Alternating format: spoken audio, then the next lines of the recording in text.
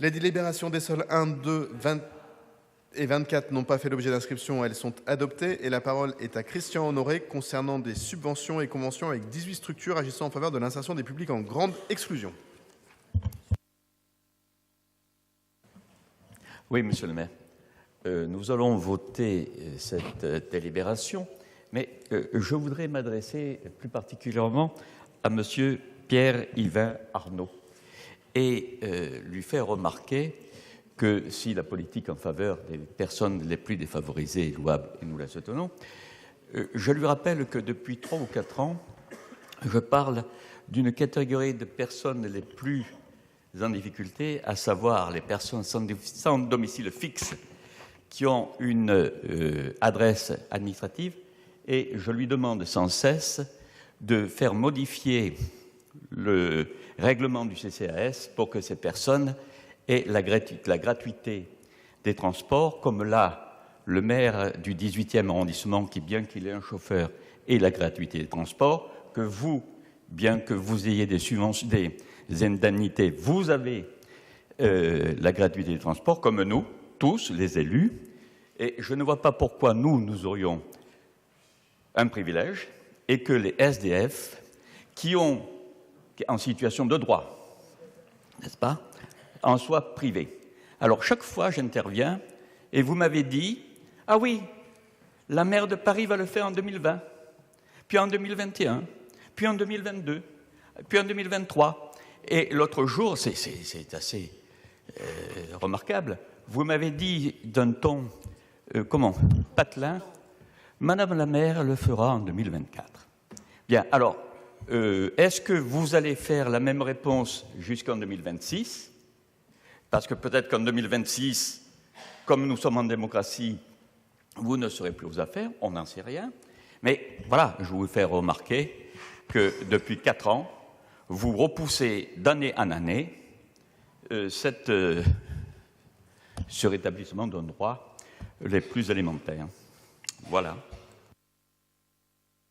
Non seulement je bénéficie moi-même, comme tous les élus, de la gratuité, mais je voulais pas laisser dans l'ombre le fait que mes 3 enfants bénéficient aussi de la gratuité des transports, puisque la maire de Paris a pris cette excellente décision qui consiste à rendre les transports publics gratuits pour l'ensemble des mineurs. J'ajoute qu'il est triste que la région Île-de-France, qui non seulement ne sait pas gérer un réseau de transport et le laisse dépérir, ait fait le choix revendiqué juste pour embêter la maire de Paris de rendre compliqué, voire très compliqué, le remboursement des passes Navigo pour les enfants mineurs. Je trouve ça lamentable et politicard, mais s'agissant d'une personne que vous soutenez, ça ne m'étonne pas. Pierre-Yves Arnaud.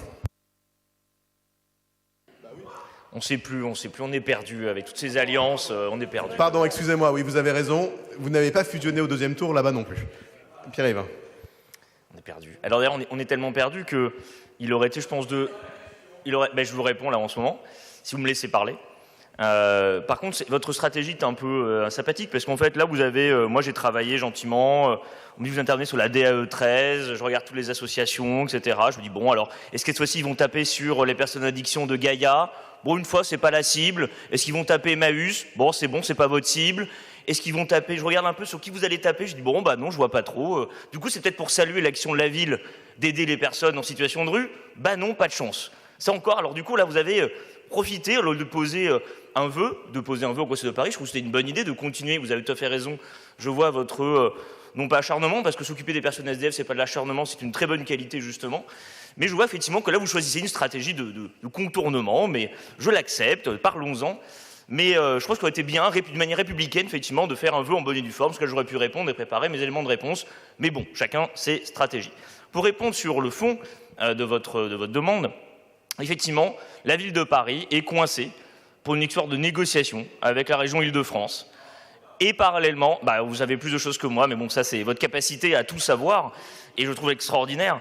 Mais effectivement, alors par contre, le fait d'hurler sur les gens et les entendre n'est toujours pas une bonne stratégie. En plus, il paraît que je parle fort, beaucoup trop fort déjà. Donc voilà, c'est déjà compliqué pour moi d'essayer de me modérer. Pensez à mes voisins, à mes voisines. Donc, pour répondre effectivement sur le fond de votre demande, oui, effectivement, je le soutiens, vous le savez très bien. C'est une demande que je fais et que je relais Vous avez en moi, je l'ai déjà dit plusieurs fois, et je n'emploie pas de ton badin quand je parle des personnes à la rue, parce qu'à la différence de votre gouvernement, moi j'en mets pas beaucoup de gens à la rue, et donc pour moi c'est pas quelque chose de badin, c'est quelque chose d'important. Et donc moi effectivement je me préoccupe au jour le jour d'aider les familles à la rue en ouvrant Valadon, en ouvrant des structures comme des bagageries, que j'espère aussi.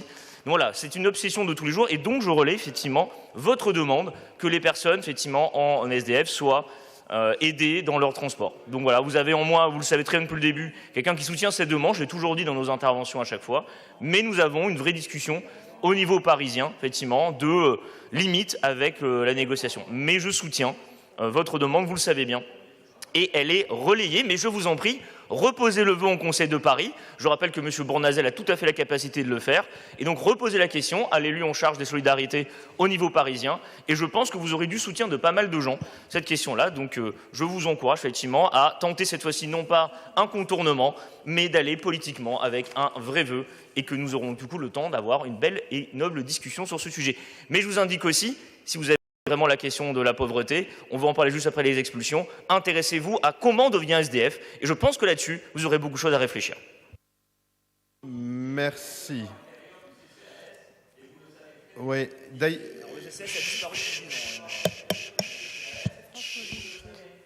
alors, je rappelle que la question des transports en commun est une compétence d'une structure qui s'appelle IDFM Mobilité.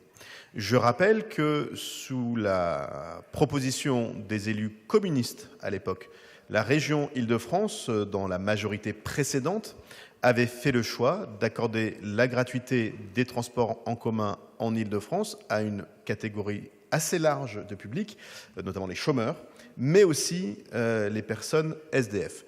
Je rappelle que la première décision, une des premières décisions alors à l'époque, je crois que vous la souteniez, de Madame Pécresse, quand elle est devenue présidente de région, donc responsable de l'organisation des transports publics en Île-de-France, a été de mettre fin à cette politique de gratuité qui avait été portée par... Alors, ce n'était pas sa toute première décision, c'était une de ses premières décisions, portée par la majorité de gauche et d'écologistes autour de Jean-Paul Huchon avant elle. Sur beaucoup de sujets, et on l'a vu notamment sur la question de la politique de la ville, la région a décidé de faire reporter sur d'autres collectivités qu'elle le financement d'un certain nombre de politiques. Et je vous rappelle que, par exemple, dans le 18e, la région Île-de-France a décidé de cesser de cofinancer le logement. Moi, avant d'être maire, et même dans les premières années où j'étais maire, on avait à chaque inauguration de logements sociaux dans le 18e un représentant ou une représentante de la région. C'était souvent Jean-Philippe Davio qui était physiquement présent, qui, parce que la région avait décidé de contribuer au financement du logement social, prenait la parole pour indiquer le soutien de la région à ces opérations. Je rappelle que la région Île-de-France a aussi cessé complètement de financer l'activité associative d'un certain nombre de structures dans le cadre de la politique de la ville. Et qu'à l'époque, là encore, la ville de Paris a été amenée à se substituer à la région Île-de-France parce que nous considérons que les politiques de transport, les politiques de logement ou les politiques dans les quartiers prioritaires doivent être subventionnées. Donc moi, je ne sais pas au bout du bout ce qui va être décidé et j'espère comme vous et comme Pierre-Yvain Arnaud que là encore, la ville de Paris parviendra à se substituer aux politiques néfastes menées par une majorité conservatrice à la région Île-de-France ou néfastes menées par une majorité conservatrice au gouvernement de la République. Mais je dis aussi en transparence, non seulement à M. Honoré et aux élus de l'opposition, mais aussi à tous les habitants du 18e, que la ville de Paris ne se substituera pas à l'ensemble des politiques publiques qui doivent être menées à la bonne échelle. Et nous ne pourrons pas nous substituer aux réductions de subventions qui auront lieu dans le cadre de la réduction des territoires en politique de la ville. On va essayer de faire ce qu'on peut, mais on n'est pas à l'État. Et de la même façon, je trouve qu'il est un tout petit peu cocasse de demander en permanence à la ville de Paris de mener les politiques que d'autres refusent de mener. Et donc moi, je vous invite, vous avez, je crois, des conseillers régionaux dans votre groupe politique, à saisir la bonne instance. D'ailleurs, la gratuité des transports pour les mineurs, ça devrait être partout en Île-de-France. Il n'y a pas que les Parisiens qui ont besoin de la gratuité des transports. Partout, les jeunes ont besoin de se déplacer. Pourquoi est-ce que la région ne le fait pas?